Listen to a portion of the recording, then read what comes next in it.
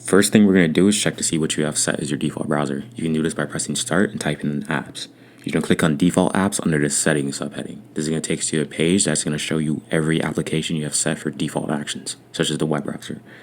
In this case, I can see that I have Microsoft Edge set as my default browser, and that's not going to work. You can click on Microsoft Edge or whatever web browser is listed if it's not Chrome, and you'll be presented with a list of installed browsers. If you have Chrome installed, select Chrome. If Chrome's not installed, you're going to need to install it. If you already have Chrome set as your default browser, you're good to go.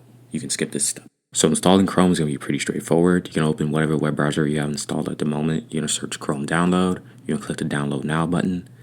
And then you're going to wait for Chrome setup.exe to finish downloading. Once that's done, you're going to double click on it and let the installer install the web browser. It should take about 1 minute to 2 minutes, maybe more depending on how fast your computer is.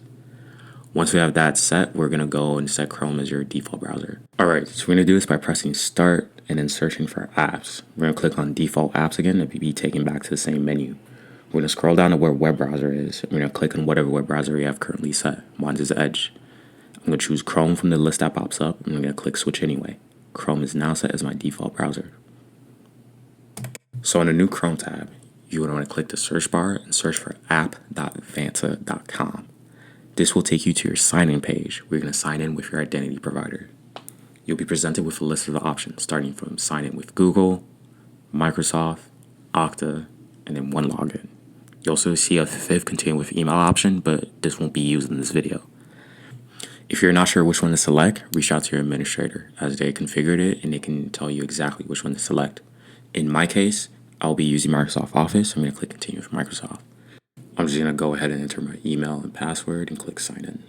Since this is a new account, I'm going to be prompted to enter additional information, but I'm going to click skip for now. Chrome may also ask you to save the username and password credentials, but if you're not going to be using Chrome after this, there's no point. You can click never or close it out. You'll be taken to a page with a list of onboarding tasks. In my case, I have to accept some security policies, download the agent, and then complete sexual harassment training. I'll go ahead and accept the policies and read them off camera since it's sensitive information.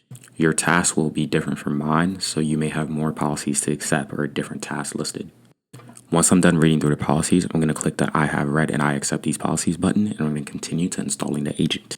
Once I've finished accepting my security policies, the second task should be available to me, which is installing the agent. The agent may be the third task in your list or fourth task or last task. It really depends on how your onboarding was set up. So I'm going to click the install the Vanta agent button and it's going to download an MSI. It may take a few seconds depending on how fast your internet speed is.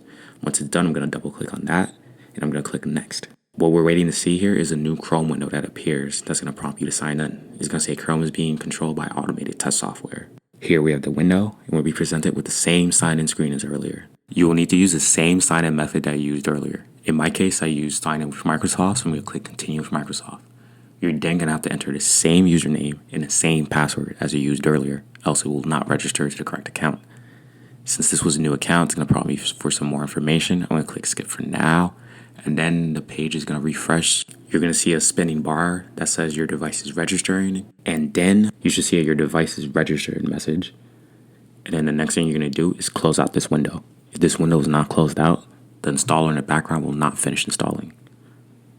You can see it's frozen right now. So close the window out, and from there it'll finish installing.